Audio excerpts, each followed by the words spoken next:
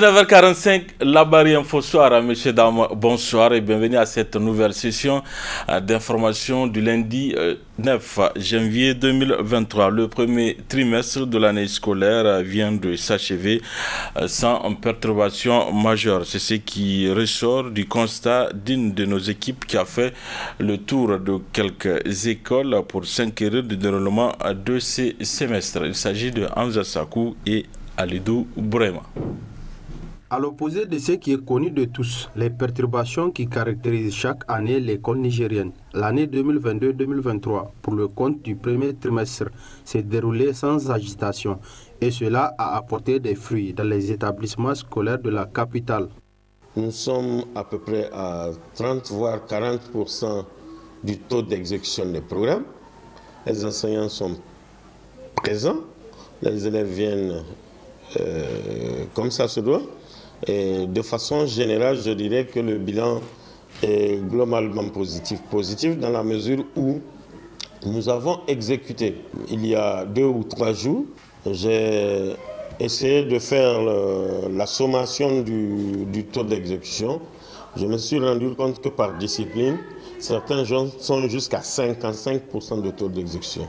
Je prends une discipline par exemple comme PC, physique, chimie, où certains enseignants font physique pendant 2 ou 3 mois et commencent chimie.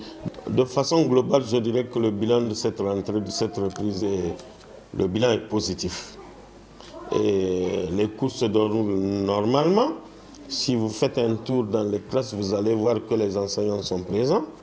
Le résumé que je ferai de cette rentrée, de cette reprise, c'est que la reprise s'est déroulée normalement. C'est sur un bilan satisfaisant que nous entamons la deuxième étape donc, de l'année académique 2022-2023. Parce que les cours sont déroulés comme ça se doit. Il n'y a pas eu, vous-même vous avez à le constater, cette année, il n'y a pas eu de perturbations au niveau des enseignants et au niveau des élèves. Donc vraiment, ce qui nous a permis vraiment d'avancer dans le programme par rapport même à l'année dernière. Donc on peut estimer le taux d'exécution du programme à 40% en ce moment-là, donc au niveau des disciplines. Donc vraiment, et ce qui nous a permis, c'est la cannula qu'on a eu à constater dans nos écoles. Et aussi avec les cours d'appui que nous organisons les soirées pour les élèves. Donc, ce qui nous a surtout pour les élèves des classes d'examen, nous organisons ces cours d'appui-là pour un peu rehausser le niveau de ces enfants-là et aussi des élèves entrant en 6e aussi. Donc, on est en train d'organiser des cours d'appui pour eux, donc pour rehausser le niveau. Pour ces responsables d'école, toutes les composantes ont joué leur partition. Les scolaires ont seulement fait la grève une seule fois.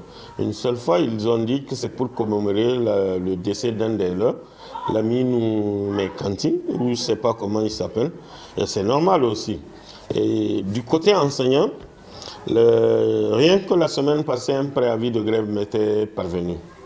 Mais je vous assure que ce préavis n'a pas été suivi. Dans notre école, ce préavis n'est pas suivi du moment où nous sommes la première école publique de cette région. Nous le sommes parce que c'est le travail. Même s'il y a grève, quelle que soit la situation, on fait tourner les classes d'examen. J'ai vraiment tiré un coup de chapeau à la section lycée et collège de la région de Niamey, que vous avez vu jusque-là, ils n'ont pas lancé un mot d'ordre pour perturber les cours. Vraiment, je les salue infiniment parce que vraiment, ils ont pris conscience que seules les études payent. Donc, à l'endroit des enseignants, et aussi vraiment, j'attire leur attention. Les enfants là, c'est nos enfants. Les élèves là, c'est nos enfants. Donc, ils doivent mettre le meilleur d'eux-mêmes pour qu'on puisse boucler l'année là en beauté. Cette année, vraiment, l'État a mis les conditions minimum pour faire le travail là au niveau des établissements.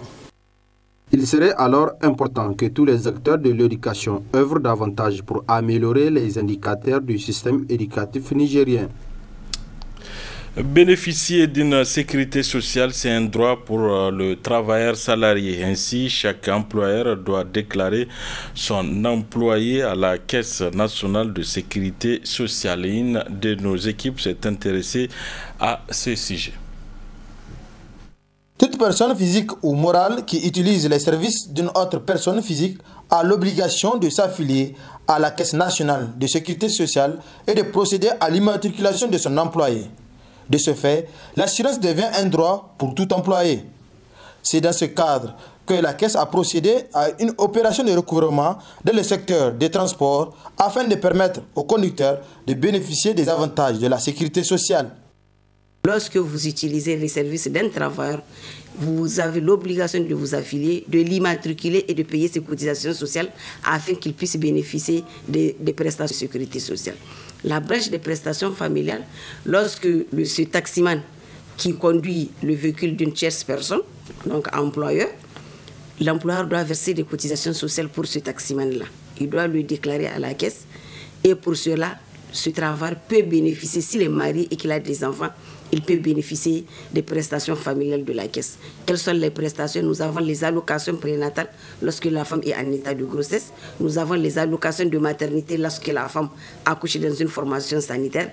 Et il y a les allocations familiales. Toute la branche des prestations familiales, il y a la branche des accidents du travail et maladies professionnelles où lorsque ce taximan est victime d'un accident du travail, il peut bénéficier de la couverture pour les prestations en nature et la couverture prestations en espèces. La couverture de prestations en nature, c'est quoi? C'est notamment la prise en charge ou le remboursement des frais lorsque ce taximan a eu à engager lui-même les frais ou que c'est son employeur qui a eu à engager les frais. En ce moment, la caisse rembourse ces frais-là à l'employeur. C'est la prise en charge médicale, hospitalisation, frais médicaux, frais chirurgicaux, frais de prothèse et frais pharmaceutiques. Et éventuellement les frais funéraires en cas de décès. Il y a également la rente. L'être humain a une capacité de travail de 100%. Et cette capacité de travail peut diminuer de 1 voire de 100%. Lorsque vous êtes victime d'un accident et que cet accident entraîne une incapacité de travail, vous avez droit à ce qu'on appelle une rente viagère. Cette rente viagère, elle est payée en fonction du taux d'incapacité. En ce moment, elle peut être annuelle, elle peut être trimestrielle ou mensuelle. Et lorsque l'accident entraîne une incapacité totale où vous avez besoin de l'assistance d'une tierce personne pour recourir à la vie courante, eh bien l'assistance pour tierce personne, il y a un montant qui vous est attribué du fait de cette assistance pour tierce personne. Si l'accident entraîne la mort du travailleur, eh bien les survivants ont droit à une rente viagère. Qui sont les survivants? C'est l'épouse ou les épouses, c'est les enfants, c'est le père et la mère. Maintenant, il y a la branche retraite. Donc cette branche retraite, elle couvre la vieillesse, l'invalidité et le décès. Cette opération de grande envergure vise à mettre les conducteurs dans leurs droits, ce qui est apprécié par le syndicat national de conducteurs de taxi, Syncotaxi. Plus de 9000 taxis, il y a plus de 7000 qui ont des carnets indépendants, alors que c'est des faux carnets indépendants que les gens se font octroyer à travers la complicité des agents de la Caisse nationale de sécurité sociale, de certains syndicalistes et certains propriétaires véreux. Donc c'est pourquoi nous saluons cette initiative et nous demandons à la Caisse de continuer à faire ce genre d'opérations pour que chacun se conforme, parce que quand les propriétaires indélicats seront démasqués, et quand on va les obliger à verser les cotisations, donc c'est nos camarades qui seront sécurisés. Et donc, du coup, nous, en tant que structure syndicale, c'est ce qu'on cherche, les intérêts matériels et moraux de nos militants. Nous attirons l'attention des propriétaires véreux de faire très attention, parce que dans les prochains jours, toutes les sociétés qui ne sont pas à jour ou qui utilisent certains moyens pour frauder, pour esquiver, pour continuer la loi, nous allons les dénoncer. Au-delà des propriétaires de taxis et autres, les responsables d'entreprises ont également l'obligation de procéder à l'immatriculation de leurs agents à la caisse pour le bon fonctionnement de leurs entreprises. Le volet reportage de cette édition s'intéresse à l'apprentissage des élèves aveugles de l'école Soli Abdraman de Niamey, des élèves aveugles issus généralement des familles pauvres qui sollicitent le soutien de tous pour étudier afin de devenir actifs dans la vie. C'est un reportage signé Arieta Salah et Nasser Sedou. La malvoyance est un handicap qui malheureusement conduit plusieurs personnes qui sont dans cet état à la mendicité, alors que le non-voyant ou l'aveugle peut bel et bien gagner sa vie par une autre voie plus honorable, outre que la mendicité. Pour amener les aveugles à bannir cette pratique, l'Union des aveugles du Niger a créé l'école des jeunes aveugles du Niger appelée Soli Abdraman, une école qui forme les aveugles à travers l'éducation. Dans cette école, l'apprentissage se fait par étapes selon la directrice de la dite école. Au niveau de l'école, nous avons 7 classes. Ces 7 classes-là sont réparties comme suit. Nous avons 4 CI, dont les 2 CI sont les CI préparatoires pour les nouveaux entrants qui viennent d'être inscrits. Donc, la classe préparatoire, là, ça nous permet de préparer l'enfant à l'école même, au sein même de l'école. Lui apprendre comment se déplacer, comment s'habiller, comment faire sa toilette, comment se diriger dans l'école, comment connaître sa classe, qu'est-ce qu'il est venu faire, pourquoi il est venu dans ce centre. C'est ça la classe préparatoire. On prépare l'enfant. Parce que la grande majorité de nos enfants qui viennent ici au CI, d'autres sont délaissés par les parents, d'autres sont... Donc il faut démystifier l'enfant. Il faut lui apprendre, lui faire comprendre qu'il peut faire tout à la place de sa maman. C'est ça l'importance de la classe préparatoire. C'est l'intégrer à accepter l'école. Il est parmi ses pairs. À partir de la classe de CE2, ces élèves non-voyants sont reversés dans les écoles classiques pour continuer les études. Une tâche pas du tout facile pour les enseignants qui ne maîtrisent pas bien l'écriture et la lecture du non-voyant appelé braille. Et après la classe préparatoire, nous avons les CI. Les CI, ces CI-là. Donc l'enfant a commencé à s'intégrer, à savoir, il a acquis la notion de nos matériels. Maintenant, elle va au CI proprement dit, là où on doit commencer à lui apprendre la lettre A, c'est quel point, la lettre B, ainsi de suite, jusqu'à assimiler les séries qu'il faut pour être au CP.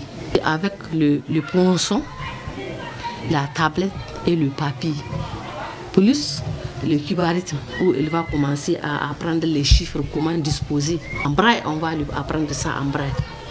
Au niveau du CI, il y a un certain nombre de séries que l'enfant doit apprendre.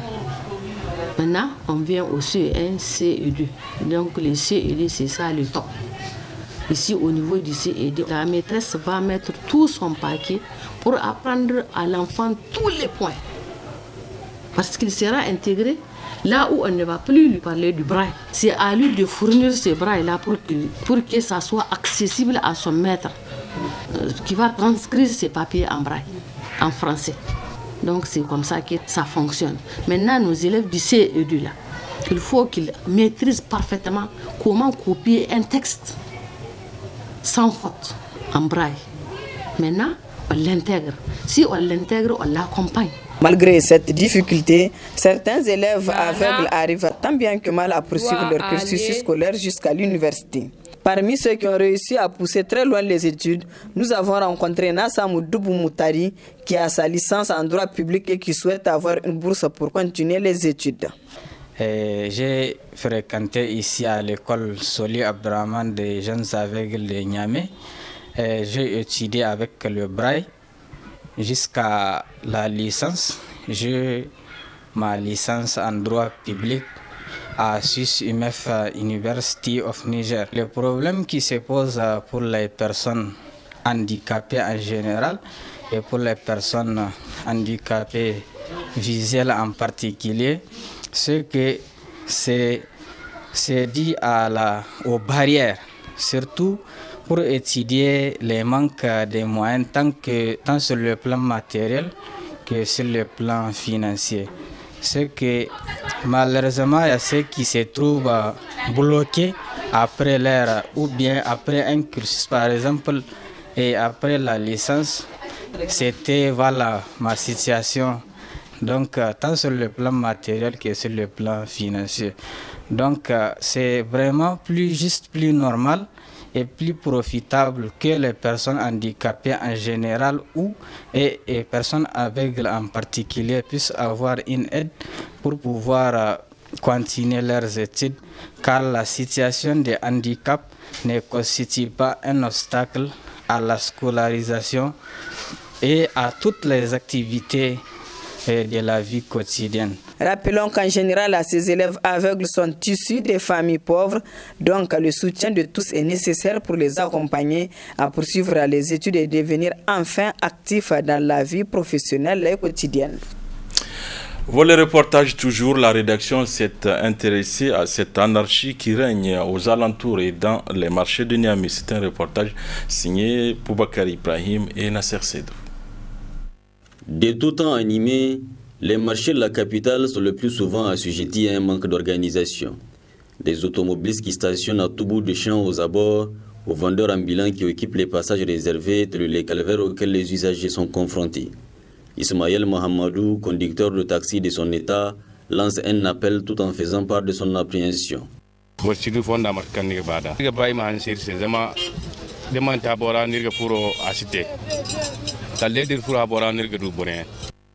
Pour répondre à ces calvaires, il ne s'agit pas seulement de faire usage de la force pour déguerpir les concernés. Il faut tout simplement revoir les approches et penser à sensibiliser, car l'usage de la force ne donne naissance qu'à d'autres questions sociales. Fin de cette édition. Merci à vous de l'avoir suivi. Au revoir.